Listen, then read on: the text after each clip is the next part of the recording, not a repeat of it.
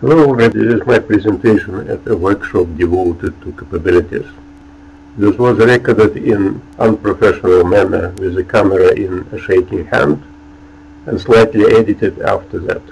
Still, it presents an informal atmosphere of a scientific workshop, and I hope you will find the presentation somewhat interesting. The presentation was approximately 20 minutes. Additional 10 minutes were devoted to me answering the question from the audience. Business model transformation is an issue, and this issue is lively discussed in the business world. So if we can show that this issue can be solved in some good manner with the help of notion of capability, we will have an example of usefulness of this concept. So this may be one answer on question whether this concept is useful or not. The paper is published, and here I will give some historic perspective how we get to the result, so that everyone will not follow the paper exactly.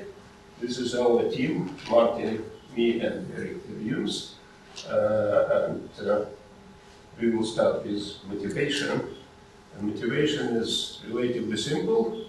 We have a very dynamic world, and enterprises need to adjust and adapt to changes, and moreover, they need to use changes as opportunities to launch new services and products. And to make a change, you can not do arbitrary change without taking a look what you have. You can't just decide that I will do something completely different because you don't have people, you don't have experience, you have nothing to do completely different. You need to start with something that you have, something that in our earlier work with Gil we called invariance. So we need some mechanism or some technique to discover what the company have, and some transformation technique to make a transformation from what we have to something else with minimum additions required. So then we can have business transformation. Okay, how to design the change? What approaches exist? The most popular approach is business model transformation with the help of Canvas.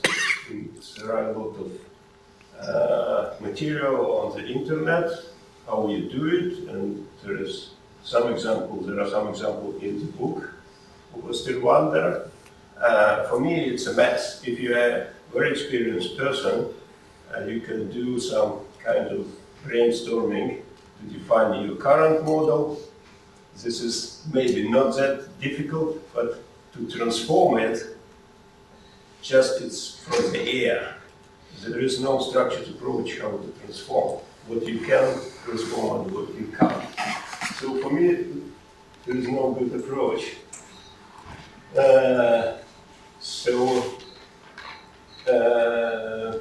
We need a more structured approach to discovering and assessing what capabilities is there in a company or organization, or how to rearrange them, some patterns for rearranging them. So I don't think there are satisfactory answers, and that's why we are trying to create another one. Okay, this is our contribution. A modeling approach to create a trio of capabilities, to discover all capabilities in the company, and then a set of transformation patterns. We have only two, but there should be more in this example. And here's background. Background is our previous work on applying fractional approach to find out all processes existing in the enterprise. And it has nothing to do with capability. The goal was, okay, we have a company, and some processes are known, but most of them people don't have it in mind, so how to find all of them. And approach was to start with the upper level process for which you get money, and then wind down to everything that is needed to support the main process. And here we used two so-called archetypes. I will not use capability word until later. So this is original work, and we have archetype on process level and archetype on asset level. Asset that is something that company should have in order to repeatedly run business process. So main process is a process where there are stakeholders that pay money. It can be customers for industrial enterprise, it can be government, for example, in Sweden, for paying universities that we teach students, or somebody else. But there is a process where you get money, and it's called main. And in order to run it, you need to have assets at your disposal. You can't, for each process instance, start getting the success. They need to be present, and it's stakeholders, rules how you run the process, business process template, workforce people who can do it, partners that provide something that you don't have in-house, and technical information infrastructure, computers, information system, organizational infrastructure, teams, departments, and so on. So this is upper level, and here to show, and here we have an example. If we have product manufacturing, we have paying stakeholders as customer, we feel it here. We have business process template, we have product and technological process design, which is template for manufacturing the same product. We have workers and conveyor belt, we have suppliers of parts, we have machines, IT, and production department to run this process. Then we can wind down, because each asset should be maintained. We need assets to be in order all the time, and if you take like customers, they can some disappears. We need all the time to get new ones to substitute the old one, or we want to have more.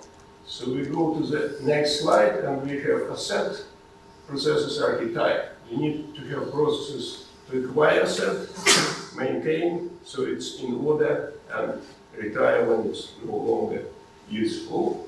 And here is asset customers, and we have sales and marketing to acquire new customers, customer relationship management, maintain existing customers so that it still continue to buy our products, and we have retiring, ending the contract with customers, for example, if they cannot pay for whatever reason. If you take assets workforce, we need to hire people, train them to be maintained, and fire them or send them to retirement. So we need these three type of processes all the time. So this is the basic idea. We start the main process, fill the archetype, take all assets, fill the archetypes, and we'll get a tree. It's not really a tree, but I don't have time to talk about it much. So we go to the next slide. When we created this method of unwinding enterprise, we discovered that it can be used not only for the original goal, but could be used for strategic planning. For example, if you want to expand the customer base, you need to expand other parts as well. Change management, to see how you can transform your capabilities in the simplest way, and discovering this balance. So now for this workshop we are looking at two: change management, how to transform business models. So back to contribution, a modelic approach of capabilities and a set of transformation. Basically, our original approach, if we change process to capability and asset to resource, it fits basically these archetypes that we have can describe capabilities to repeatedly run the process. So we have the same. Step 1 is how to unwind capabilities, and step 2 is how to transform. So I will look at transformation rather than on unwinding. I already showed you. So unwinding is, we start with manufacturing. This is main capability. We can manufacture. We go to resources. Now it's called resources. And then we look to how we can manage resources. It's our capability to manage resources. It's not enough to have customers, customer base. We can buy it with some other company. We need to be able to maintain the size of it when some disappeared, and you need to have new. The same with workforce, the same with your IT systems and whatever else. So you need to have a capability to maintain each resources. Okay, so this is the same. I already talked about it. And this is the same, just reformulated in terms of capabilities. And here is, we come to the main point, is transformation. So we have uncovered capability structure and what are the ways to transform it. And here is two different examples. One example is externalization of capability. For example, we are product manufacturing, and we need to have engineering department to produce new products for production. And suddenly production becomes not profitable because everything is moved to the third countries. Then we can think about, we have a very good engineering department, and we can transform the company from being a production company to being engineering company to do design for other companies. So you take one of the internal capability and make it main. So you start earning money. Another way is a way around. For example, we can, being engineering company, you can decide, I know which product is needed on the market, a new product. You can design it and decide, I will manufacture it myself. So you need to add capability of production, but the rest of it you already have. And now we will take example of the company in which I worked, software engineering company, and they were mostly consulting company. So they have software development, and they could develop software for other people.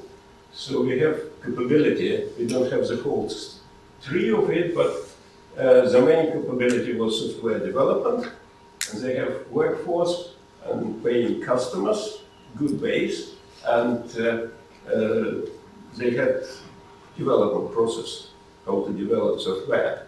Suddenly one of these main customers disappeared, and they had about 30 people without work, and they had a dilemma to fire them or to do something else, because you can't have 30 consultants doing nothing, even for a month. And they were not that big, maybe 60, 70 people, so it's approximately half. It was a big customer. So they decided to add a capability to start being production software development company.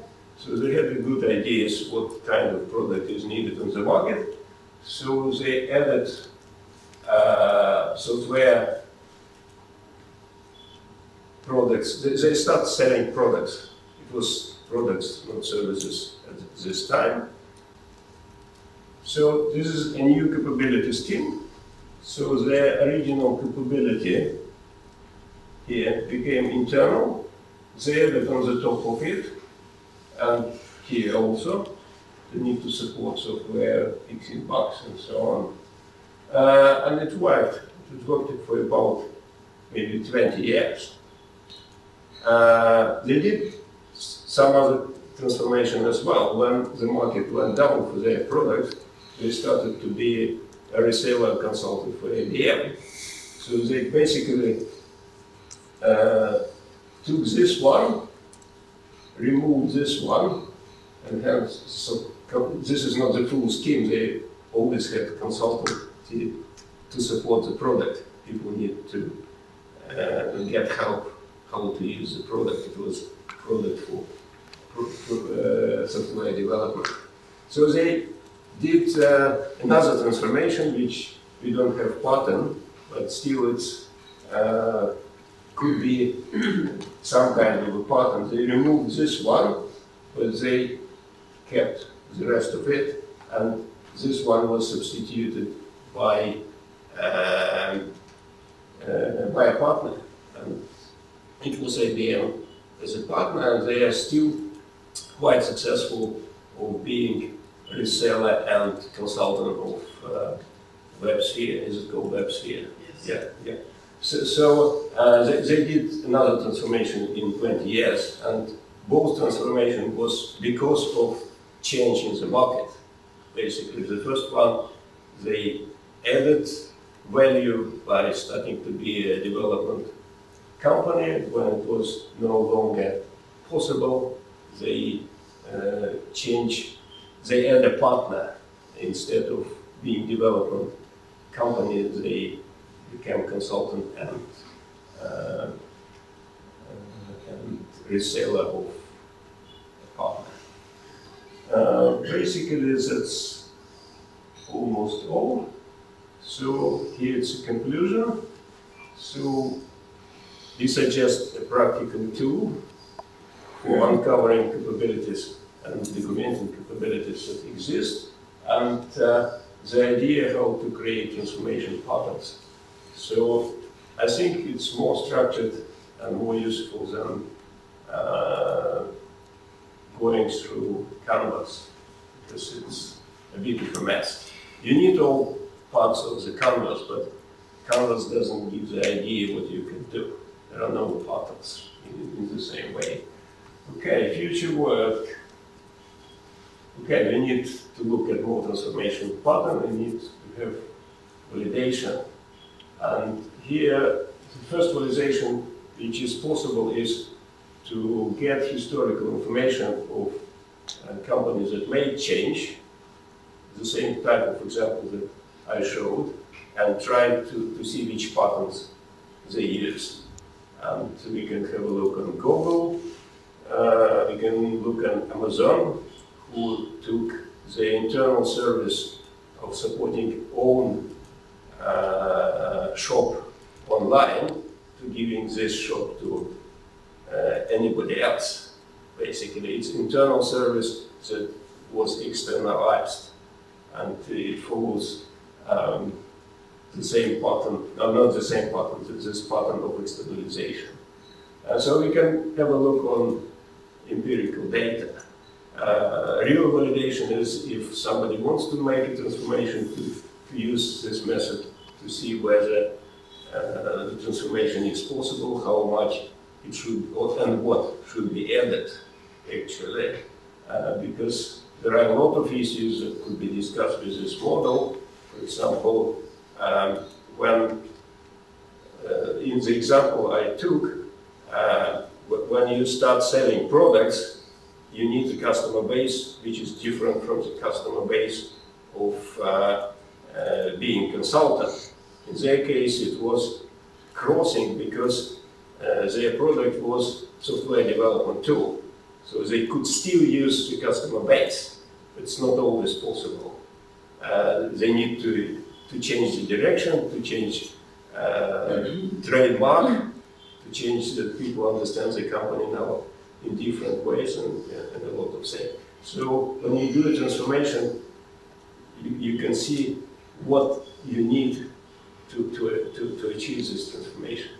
Okay, I think my time is out. I stop here, and any questions I can answer.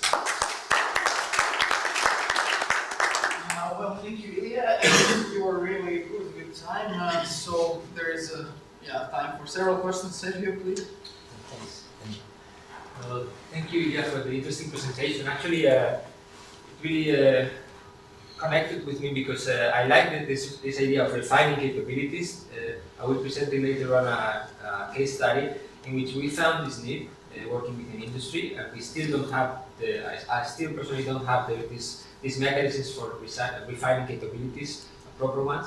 Then, so I was interested in this layered approach that you do based on the capabilities decomposed or the resources needed to accomplish this capability and another capability needed to manage these resources and so on. So, but then, okay, I see that there are different types of resources. For instance, workforces, I understand that it's human resources mainly, right? Then when I look at the execution template, I feel more confused because I sometimes see, for instance, output artifacts like the software product. Okay, for instance, I understand that the software product is something that you need. But then I also see, I also see tools that you need to. So it's also a resource from my point of view. But then what about the skills? I mean, are you also considering skills as a resource? Well, basically, you have workforce, and workforce needs to be maintained. You need to hire people, you need to train, and here you need to hire right people, and you need to train them continuously. Your workforce is a resource that should be maintained. And if you have wrong people, you need to fire them. If you cannot retrain or train them. So it goes to the workforce unwinding downsize. So certainly they need to have skills, otherwise they are not good for this, for this thing. Yes. Yeah, my concern was that perhaps there is something more than mere resources in this layer. And, no, this is, you always need to have a look on the three. It's not just software developers. It's software developers with all supporting scheme of hiring the right people, getting rid of the wrong people, and training them to the new needs. What connects us to business process models that we need, for instance, to train them for. And that was what I was missing to see. I need for my own work, because I'm interested in that, to connect this with all the other views of the enterprise models, such as the business process you model. need to have this one very clearly. Yeah. So you cannot stop. So the picture is more complicated because it's not a tree. You can have the same road, the same capability used in many places and so on. It's a graph. But I couldn't take all difficulties in one short presentation. Thank you. Thank you, sir. Gil? You? I have a lot of comments, so I'll make it short. First of all, as you showed, but you didn't say it really, a capability can become, rather than an asset, it can become an hindrance. Okay, you have 30 developers, and they're working for a client. The client cancels his contract, and now the 30 developers, which were a capability that you needed to serve the client, become a roadblock, a problem that you need to solve. Yes, if you cannot get if your marketing process is not very efficient, and you can't engage them tomorrow, so you don't have a stock of marketing. So capabilities are not necessarily, they depend on the context, they can become a problem. Yes. Okay, so it's... That's why you need transformation, yes. Right. And then what you didn't address, which I would have found interesting, is the day that you have the 30 developers on hand, and you say, what do? I fire them or I create a product? You need a lot of, what you have to do is you need not only to have an idea for a product, etc., you also need to invest, because as you said, even a month worth of these developers can destroy the company. Right? They have financial. So you have to have the capability here, which is not a top-down thing, because now you have to get money in. This model has a problem with finance. I don't know right now where to put it. Yes. Because it's not. We usually reason in top-down, but suddenly something comes from the outside. Right. It's not top-down. We are looking to have understanding where to put capital in it, but it's not solved for the moment. So it's not fully completed work. It's work in the process. But we know about financing. This company had financing, but they couldn't just people sitting doing nothing. But investing, they could invest. They had enough. And that's a mindset capability. Yes, it's capability. Because another company without this mindset would have just fired all the consultants, right? Yes. It's as far as capital is concerned. But not capital only. No, mindset capability. It's capability of strategic thinking. Yeah. That's right. Good, please. Ilya, you started from the perspective of business models and Osterwalder's canvas, and you said this is not a very good instrument. And I like this viewpoint of business models because it does not only take an inside perspective, but also an inside-out perspective. So my question is, things that are in this canvas and also in other business model conceptualizations, like suppliers and the way how you deliver and package your products. Yes. Where would you accommodate the supplier perspective, which can be crucial for our business, and the packaging perspective in your approach? Sure. If we go to the original, I can't show everything, but here we have this picture, and here you have partners. Okay. And partners should be split. There are partners. Suppliers are also partners, and they need to be maintained in the way as any resource they are set. Partners are also connected directly into your value creation process. Yes, sure.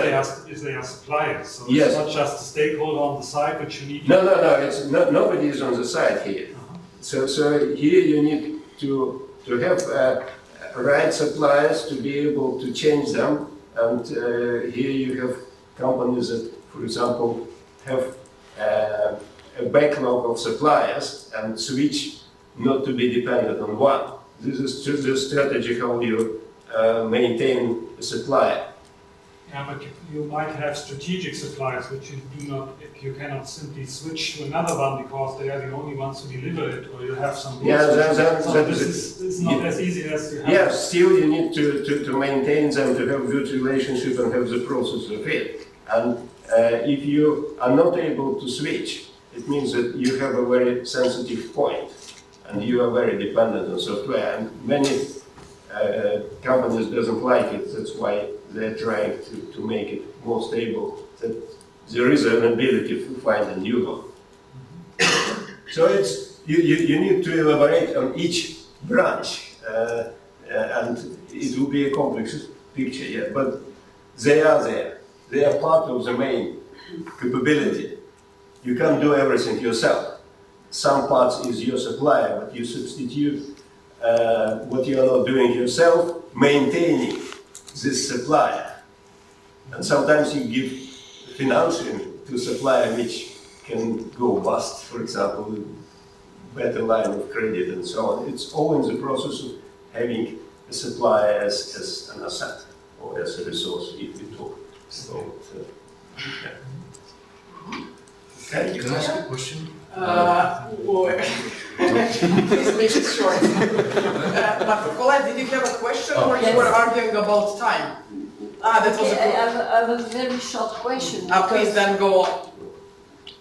If we have to decide if we hire new people or fire people or develop a product, are we still in our community, or are we putting the hat of a manager? I have a question with that. I mean, we are information system engineer, isn't it? Yeah. We are not managers. So the question about this kind of choice for me is not part of relevant problem that we have to deal with, or we are changing. I mean, it's okay if I become a manager, I learn management and strategy and whatever, and I will deal with this kind of problem. Be a supplier of tools, and be a supplier of tools to anybody who needs tools. If management needs tools to be able to, we are not doing this thing, we're suggesting a method of doing this thing. it's creating a model of your capability. And the same as enterprise modeling, it's any kind of modeling, business process modeling, it's also management engaged, I don't see. So we are producing tools, and this is a tool, it's nothing else. And it could be, we can support it with some information system which help to draw these diagrams and to convert and to see what will conversion result, which capability you need to add to make it red and so on. That's possible when we understood everything. Yeah. But for me, just a comment on that, if this is a tool providing capability, i.e. modeling capability, it's not about just drawing the tools, it's about analyzing yes, models, sure. providing some facts to manage.